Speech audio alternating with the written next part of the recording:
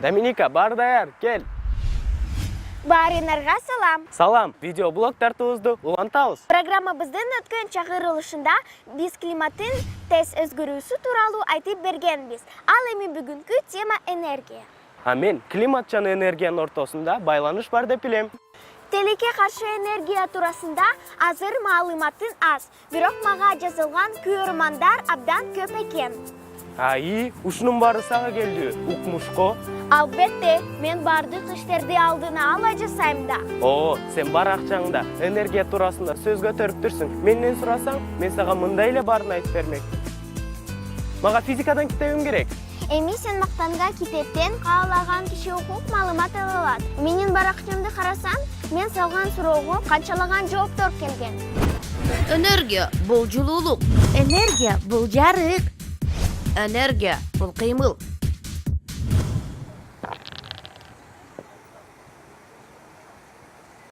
Түшүндүм. Мына энергияга мисалдар. Бирок маалымат азыраак экен. Кана, мага берчи. Азыр баары түшүнүктүүрөөк болот.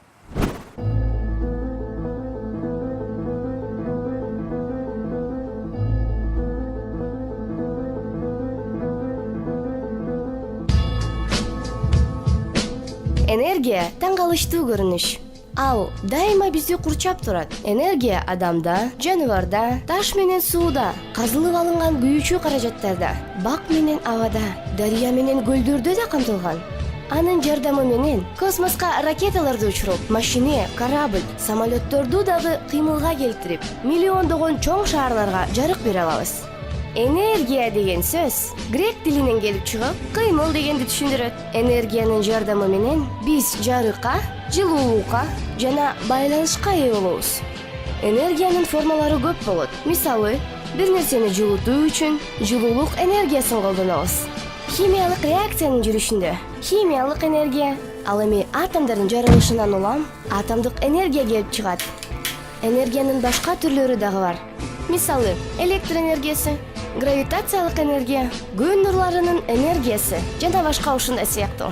Ал толугу менен жок болуп кетпейт же кайра пайда боло албайт. Болгону бир формадан экинчи формага өтүп турат. Мисалы, эгерде суу тоңуп калса, музга айланат. Тескерисинче ысыса, бууга айланат. Энергиянын мүмкүнчүлүктөрү түгөнгүс. Бүгүнкү күндө энергия бизди дайыма коштоп турат. Анын жардамы менен көптөгөн жабдыктар менен механизмдер иштеп, биздин жашообузду жеңилдетип турат. Өз кезегинде, биз дагы аны үнөмдүү пайдаланышыбыз керек. Демек, энергия бул ишти аткаруу же ишти жасоо мүмкүнчүлүгү жана күчү деп билсек болот. Ар бир эле кыймылдаган нерсе же жашаган жандын ар бири энергияга муктаж. Керек болсо энергиясыз гүл өспөйт. Машинелер жүрбөй калат. Бир да бала баса албай калат. Бизге баарыбызга энергия керек. Чуркаганда, сууга түшкөндө, керек болсо ойлонгондо да бизге энергия жардам берет. Уктап жатканда дагы биз энергияны колдонобуз. Ошондо энергия ар дайым бизди курчап турат. Бирок формасы ар башка дегениң барбы? Жөлүрүп жатат, байкадыңбы? Бул дагы энергия. Билбейм, менимче күн ысык эле. Башка тейген топурчагы дагы энергия. Карасаң, физикадан берген агай жазып жатат. Кана окуйчу. Көп учурда энергия көзгө көрүнбөйт, кээде аны сезе да албайбыз. Бирок үйдө жарык өчкөндө биз ошол энергиянын айынан свет өчтү деп билебиз. Биздин баракчага мугалимдер жазыла баштаптыр го. Рахмат деп жазып коеюнчу. Мени кызыктырган энергия кайдан чыкты? Азыр билебиз, интернетте баары бар. Мындан 300-700 миң жыл мурун адам баласы кадимки отту пайдаланууну үйрөнүп, аны жарыктын жана жылуулуктун булагы катары пайдалана баштаган. 12 миң жыл мурун айыл чарба иштери пайда болуп, адам баласы бодо малдын күчүн иштете баштаган. Өз кезегинде энергияга болгон талап улам көбөйүп, малдын жеми да көбүрөөк пайдаланыла баштаган. Мындан 4-5 миң жыл мурун адам баласы алгачкы жолу шамалдын жана суунун күчүн колдонуп, энергия алганды үйрөнгөн. Ага Месопотамиядагы суу топтоо жайлары мисал боло алат. Мындан 1000 жыл мурун шамалдын күчү менен иштелген алгачкы тегирмен курулган. Мындан 300 жыл мурун индустриализация доору келгенден бери казылып алынуучу күйүүчү каражаттардын мезгили башталган. Адам баласынын жана бодо малдын кара күчү менен жасалган иштерди кадимки механикалык жабдыктар, башкача айтканда станоктор алмаштырган. Мисалы, буу менен иштеген кыймылдаткычтар. Мындай жабдыктар казылып алынуучу күйүүчү каражаттардын жана отундун жардамы менен иштеген. Ушундан улам көптөгөн токойлор кыйылып калган. Сага дагы кат келди. Окусаң? 1965 жылдан баштап бүгүнкү күндө чейин энергияны сарптоо 3 эсеге көбөйдү. 2030 жылга чейин энергияны пайдалануу дагы 40% көбөйөт деп күтүлөт. Ошондой болуп калат да. Эгер бир күнү эле бул энергия түгөнүп калсачы?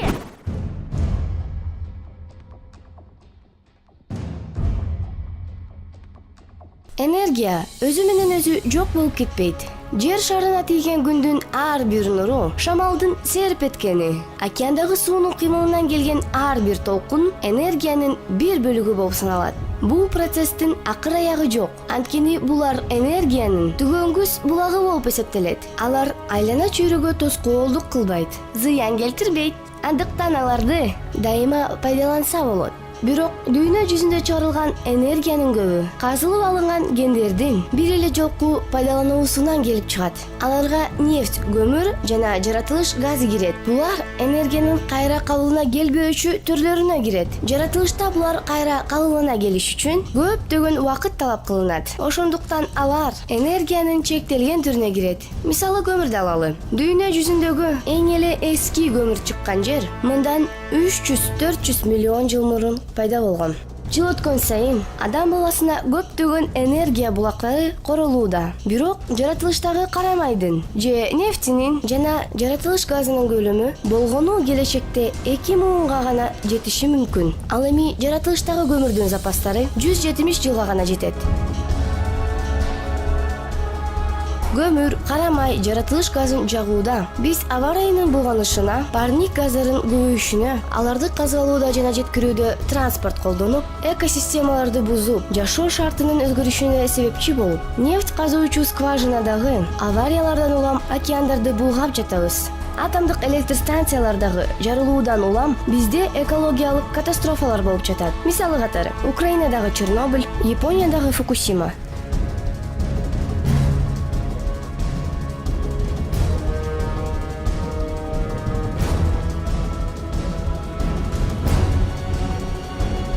Мындай жол менен алынган күйүүчү каражаттарды колдонуу менен биз аба ырайын булгап жатабыз. Бул өз кезегинде адам баласынын ден соолугуна зыян келтирет. Энергия менен климаттын ортосунда байланыштуу. Эми түшүндүңбү? Биздин ден соолукка да абдан маанилүү. Ошондуктан кайра жандануучу энергия булактарын колдонушубуз керек. Алар кооптуу эмес жана түгөнүп да калбайт. Кыргызстанда башка энергия булактарын колдонобу деген суроо узаттым. А мой папа знает, как менин атам күн нурунан энергия алууну билет. Ата, айтып бериңизчи. Азыр мына бул күн бүркөк болсо дагы биякта насос иштеп атат. Бул күндүн нурун соруп алат дагы. Бул кабель бияка берет, биякта бул кабель аркылуу сууда турат, насоско барат сууда. И суудагы насос аркылуу, шланг аркылуу келет дагы ушул жердеги сугатка пайдаланат.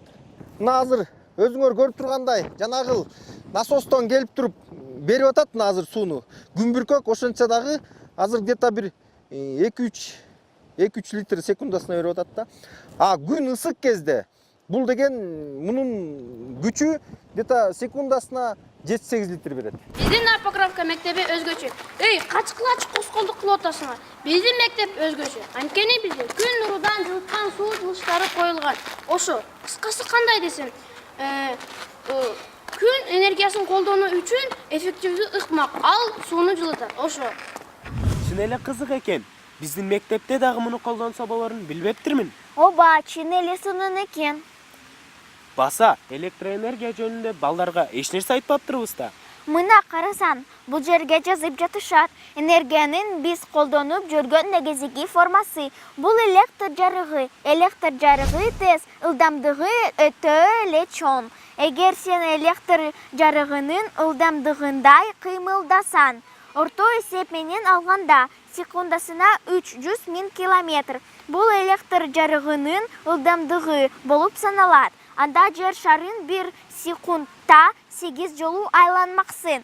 Электр жарыгын алуу үчүн бизге кара май, газ, көмүр, суу, күн нурундай болгон энергиянын башка формалары керек. Электр энергиясын эчтетүү абдан машакаттуу жана кымбат өндүрүш. Ошондуктан электр жарыгын колдонуу үчүн акы төлөнөт. Түшүнүктүү. Демек, кайра пайда болбогон электр булактарынан баш тартуу керек. Ошондо гана биз айлана чөйрөнү жана климатты аны менен бирге ден соолугубузду да сактай алабыз. Дагы бир нерсе, эгерде келечекте ойлоп иш кылсак, электр жарыгын үнөмдөсөк, анда биздин небере чеберелерибиз кайрадан үнкүрлөргө көчүп барышпайт. Бирок аны кантип алдыга алуу керек? Жаратылыш байлыктар азайып бараткан сайын биз аларды андан да көбүрөөк пайдаланып сартап жатпайбызбы? Тактап айтсам, Бишкек шаарын эле алып көрөлүчү. Шаар тургундарынын саны күндөн күнгө көбөйүп баратат. Ар бир көп кабаттуу үйдө жүздөгөн адамдар жашашат. Алар өздөрү менен чогуу чайникти, муздаткычтарды ала келишет. микротолкунду мештерди, чаң сургучтарды, тержөөчү машинелерди, Компьютерлерди, сыналгыларды жана ошондой эле күнүмдүк жашоого керектүү негизги техникалык каражаттарды. мунун баары иштеш үчүн көптөгөн электр жарыгы сарпталат. Ошондуктан үнөмдүү болуш керек. Сага бул нерсе эми жеттиби? Мен бул туурасында кечээ күнү эле интернетте гиддостурма суроо салып койгом. Мына карасаң, жооптор келиптир. Анда эмне унчукпай отурдуң? Ушундан баштабайт белең. Мен сенин оюңду билейин дегем да. Андай болсо макул. Кел анда окуйлу. Мен уккандан бир көргөн артык.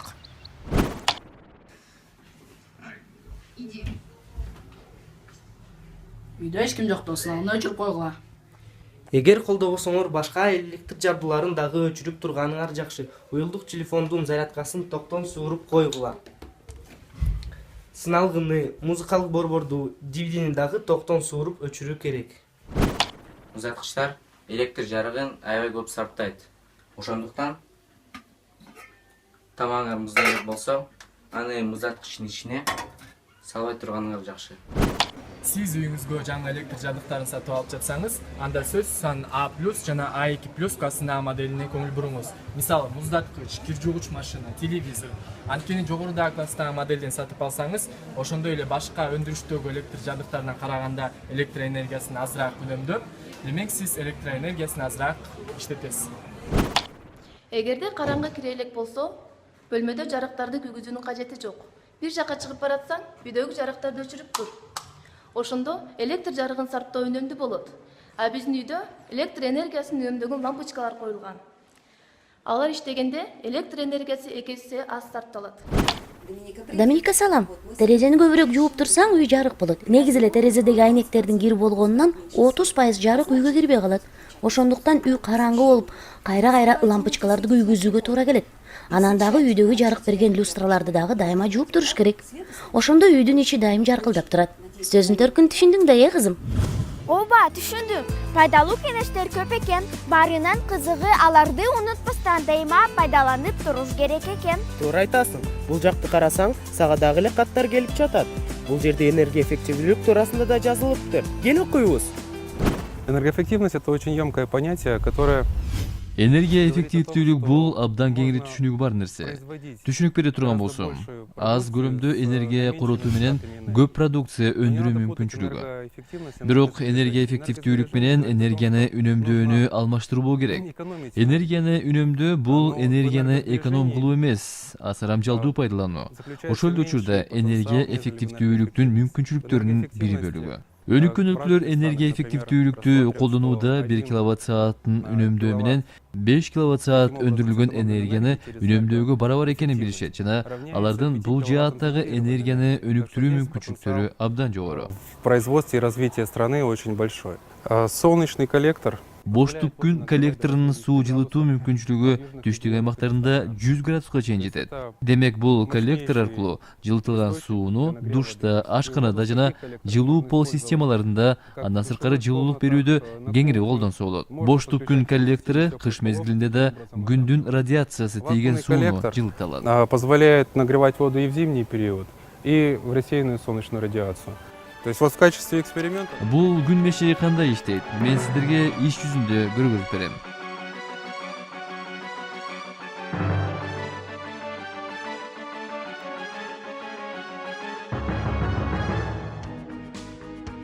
в наших пилотных классах. Биз пилоттук ишибизди мектептердеги класстарга жайгаштык. Класстын ичине энергия эффективдүү жана үнөмдүү лампалардын, жылуулукту сактоочу жана күн нурун тартып алуучу терезе жана терезеге айнектерди орноттук. Терезеге коюлган айнектер күн нурунан жылуулукту өзүнө тартып алып, аны кайра сыртка чыгарбай сактап калат. Ошонун натыйжасында класстардагы температура 1 градустан 3 градуска чейин көтөрүлүп, класс жылуу жана жарык болот. Ал эми энергия эффективдүү жана үнөмдүү лампалар аз өлчөмдө энергия коротуу менен кабинеттерди жарык кылат. Айы карасан, бизге кошулгандардын саны 420га жетиптир. Алардын 300-ü биздин теманы талкуулап жатышат. Мындай активдүүлүк мени кубандырат. Баарыңарга рахмат. Ушунча көп жана пайдалуу кеңештерге дагы рахмат. Биздин талкууга кошулуп, жооп жазып, ой билдирген бардык катышуучуларга чоң рахмат. Биздин тема менен бөлүшүүнү дагы унутпагыла. Биздин талкууга катышкан бардык катышуучулар дагы биздин теманын маанилүүлүгүнө көңүл бөлүшсүн. Жакшы кабыл. Көрүшкөнчө. Биздин жаңы тема боюнча болгон маалыматтарды биздин баракчага жазгыла. Жакшы тургула.